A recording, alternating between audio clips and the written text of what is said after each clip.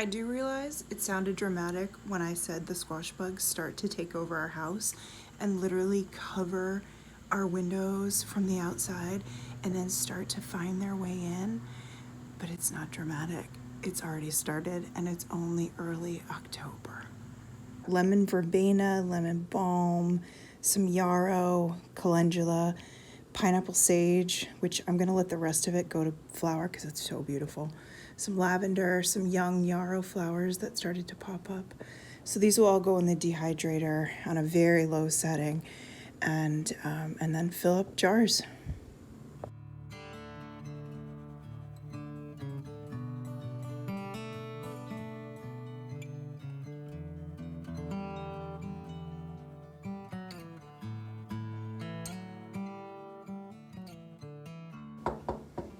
So we're back at it in the kitchen, and while my herbs are sitting there debugging, which is basically the process of letting any bugs crawl off of them before you wash them or dry them.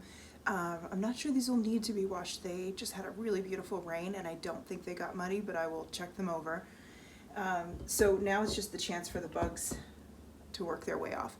Ideally you do this outside. I didn't feel comfortable leaving these outside with my chicken roaming around, so I decided to just do it in here. And I have a spiced plum sauce from an Oregon cottage, and it is one of my favorite things, and I'm really disappointed in myself for not buying more plums. Prune plums show up in the stores right around my birthday, in like mid-September, Chloe's birthday, my birthday, September 20th. And so I always make sure that I go get prune plums. I can't find any organically or local. I just get the conventional ones at the grocery store. It's kind of the one thing that I do that way. It's just such a special food because my mom and I made jam before Chloe was born, and a pie, and then every year since I've tried to find those prune plums and do something. So the most delicious thing that we have found is this spiced plum sauce, and it's basically a substitute for like an Asian hot sauce. You can use this on pork, you can put this on noodles, rice dishes, anything you want really. We're going to use this as sort of a substitute for barbecue sauce since my kids have tomato sensitivities, which I've talked about. So these jars are nice and hot. I've got my plum sauce nice and hot. I made this the other day. I'll put the link down to the recipe below. And I'm just gonna get these filled up. This isn't gonna make very much, just one batch isn't gonna make a ton. And so I'm gonna keep my eyes out to see if I can get plums somewhere else. They could still be actually in the grocery stores. I don't go to those grocery stores very often, but I may do just a quick stop in just to see because this is just so delicious. The other thing we're gonna make soon that is a little unconventional is a cranberry ketchup. Again, using something other than tomato, and actually ketchup was not first made with tomato. It was actually made with whatever fruit you want. Basically, ketchup is just that. It's you know, it's very similar to this. I'm just guessing right here. Once you've been canning for a while, you can just guess. You don't have to use your tool. I just like my little tool. I like the precision it offers me. So 1/2 inch. I should go check. I actually can't remember if this is a 1/4 inch or 1/2 inch, and if I end up pulling all this out and then having to add it back.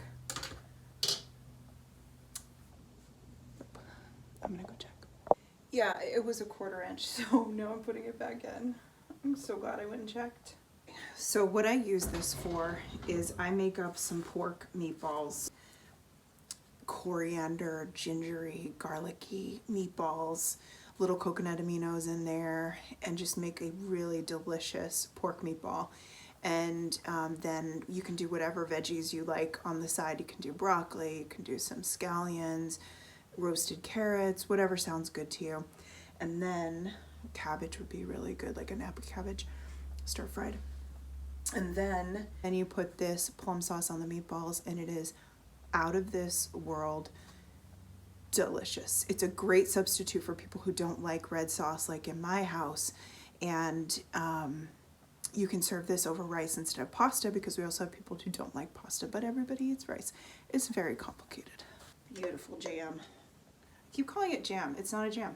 It's sauce. I didn't make this one as spicy as I normally do. It's probably about half strength, because you can always add spice later. Mostly I air dry my herbs, and I do that for a couple of reasons. One is it's how it's been done traditionally over centuries. People have taken bunches of herbs and hung them.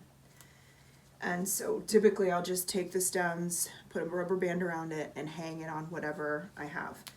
My house has pretty much filled up. I need to start getting things into jars, but I love them, so it's a very hard moment for me when I have to take them down because I love them so much.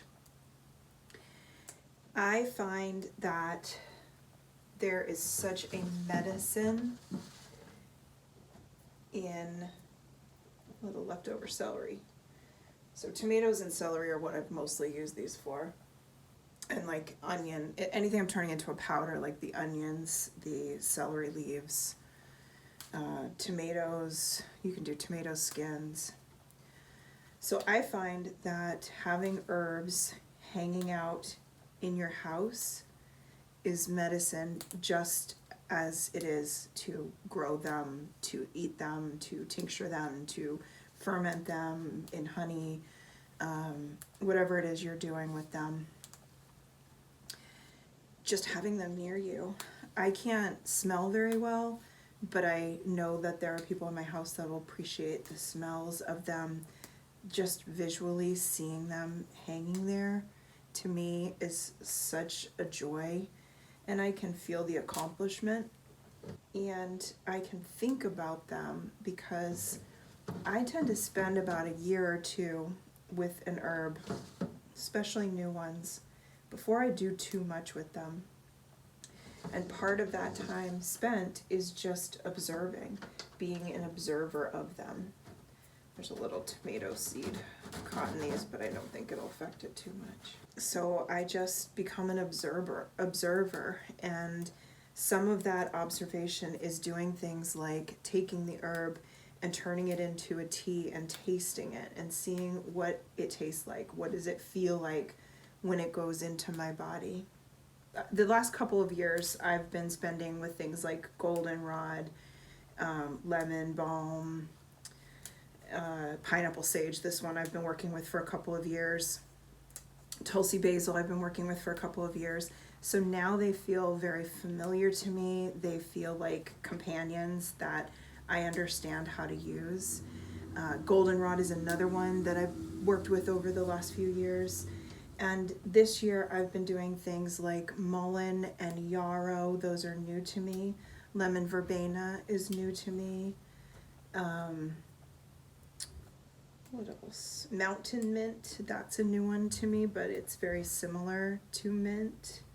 Chamomile was actually new to me as far as growing it, but not necessarily understanding it, because I've consumed chamomile for a long time, just like peppermint.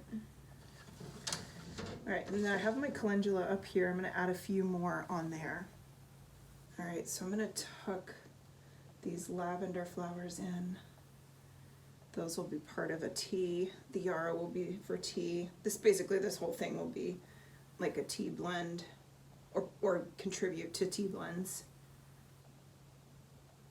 All right, so I took the tray that was above the flowers off, just because these are a little bit tall. So I took that tray out. And then it looks like I have 3 for the verbena. And actually, I'm gonna see if I can sneak this yarrow back here. I think that'll work okay.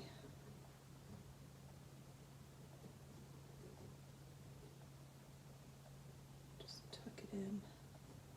So young yarrow leaves are really good for styptic powder, which is basically a powder. You just grind these into a powder, and then if you have like an animal that has a cut and you want to stop it bleeding, you can put that styptic powder on there. You can put it on yourself.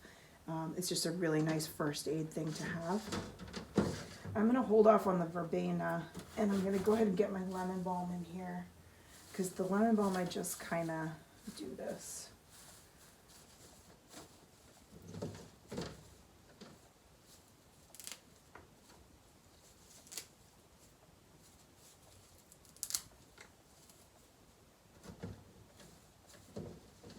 This apartment is going to smell so good in just a few minutes. Okay, I have one more. Let's see what we have. I'm going to hang my verbena because it's in a nice like clump. So we'll just replace the... I see here it says herbs are on this like tan color, which is kind of that beginning color here. It's hard to see. And then I'm not going to turn it on for long now because I don't want the noise, but this is what it sounds like. So it is loud. No doubt about it. Just going to throw these back on the tray and pop those out to the composter, see if the chicken want them. And then this will be my verbena. I'll just hang it. It'll be beautiful. I'll hang it down here. I have a contribution, an article I wrote to the Simple Living Collective's online magazine called The Simple Living Collection. It is a very beautiful online magazine. It's $16.50, and then there's an option to print it out, which you could pay. I don't know how much that is, but if you want something like in your hands, that would be a great way to do it. It is packed with recipes. It's packed with how, thrifty ideas, how to save money, how to reuse things, how to make use of what you have.